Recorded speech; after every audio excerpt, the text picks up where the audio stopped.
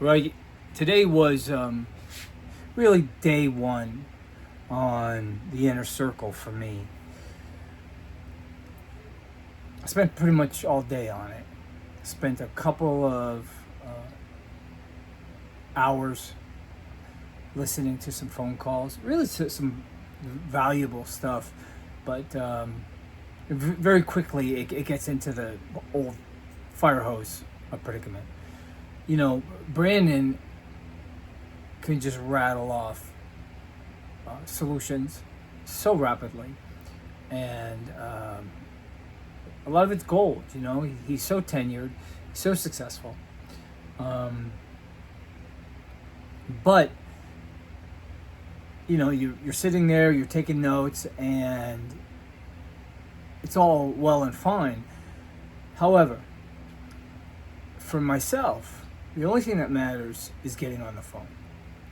You know, yesterday was pretty much day zero. You know, I had to orient myself, understand the software, the school platform, and all that.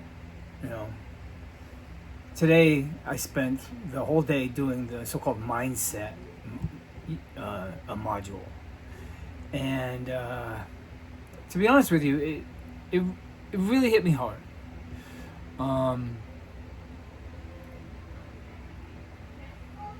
You know, a few of the lessons were really powerful, eye-opening. Brandon's promise and his discussion about what it's going to be like, it really hit home. You know, it's going to be hard. It's going to be brutal.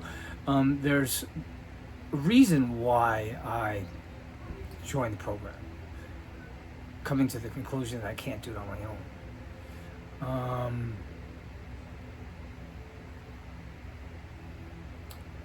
The assignments got real.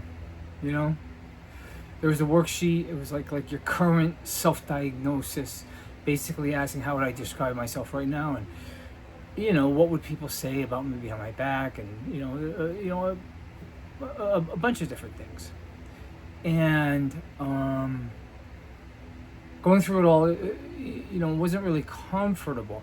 You know, everything that you're doing or not doing, in my case, but to actually sit down and ponder it and write it out, you know, it's eye-opening. You know, there's another assignment about creating the new character, your new character. Who are you going to be?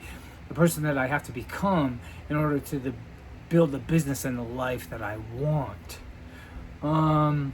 There's a vision grid, you know, with fitness and health and family and lifestyle. There's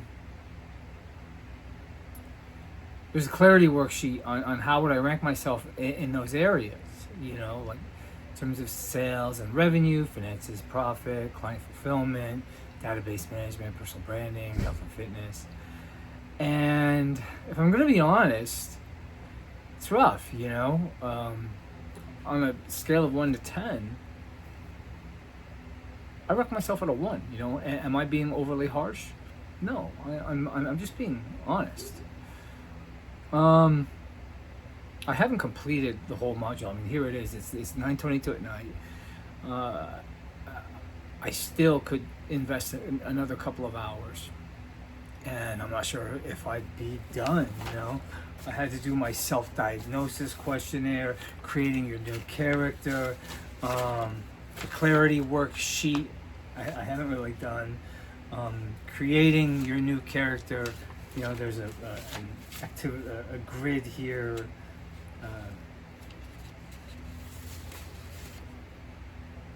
What are your whys? What are your goals? You know, things like that.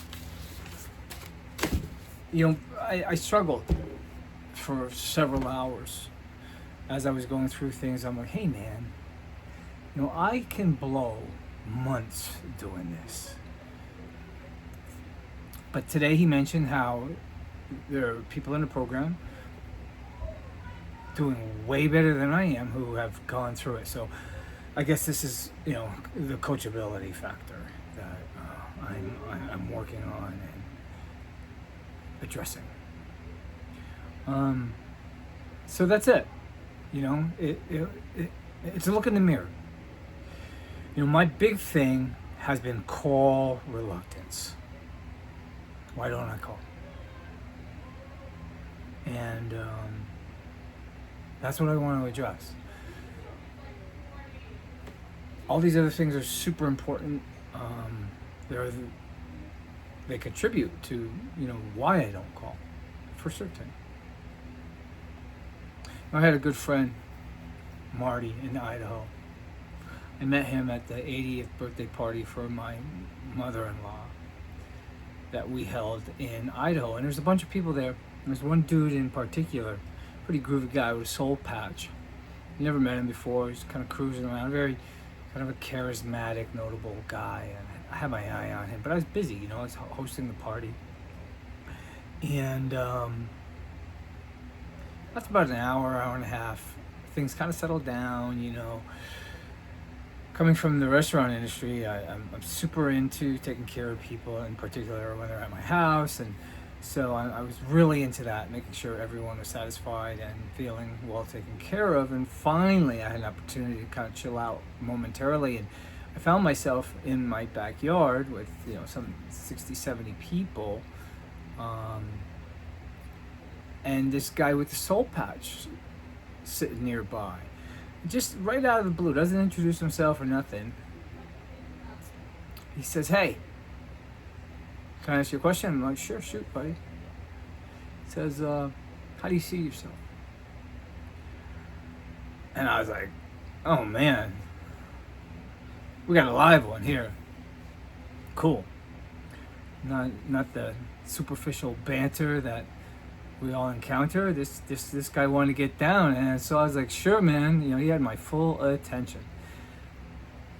I can answer that. And how do I see myself? And then he kind of led me. He was like, "So do you see yourself the way you see you?" And I was like, "Yeah, I guess so. I mean, how else, you know? I look at myself in a certain way." And he says, "Oh."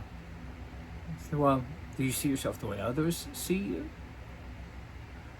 And I said, "Oof, I don't know how others see me. I tend to think that they see me in a certain way." And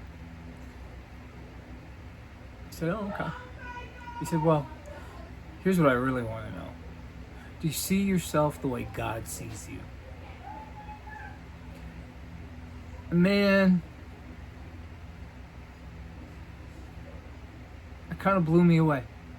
You can only grab a hold of it for a little while. You know, that was some 12 years ago now, 11 years ago. And I revisit that moment time and time again, and I love telling that story. And very recently, I started a Bible study on Romans. And you know, there's been a very powerful aha, you know, that's coming along with that Romans, and then with today's analysis, the look in the mirror, and the studying oneself, gauging where you're at, gauging where you want to be. So all of this has value, you know. And but I'm itching to get on the phone, brother. Let me tell you, that is where it's at. Soon. All right, man. Day 1. 0. Oh, actually, I had one call. Check this out. Now, I got a guy who signed up on my website, asked me to help him list his house, and I blew it off. Yeah, 100%. And then today I was like, "Oh, okay, I'm gonna call that guy." And he was like, "Hey, buddy, you missed out. I listed." Yeah.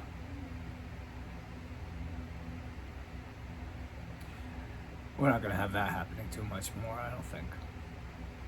Day 1. Talk with you soon. Thanks.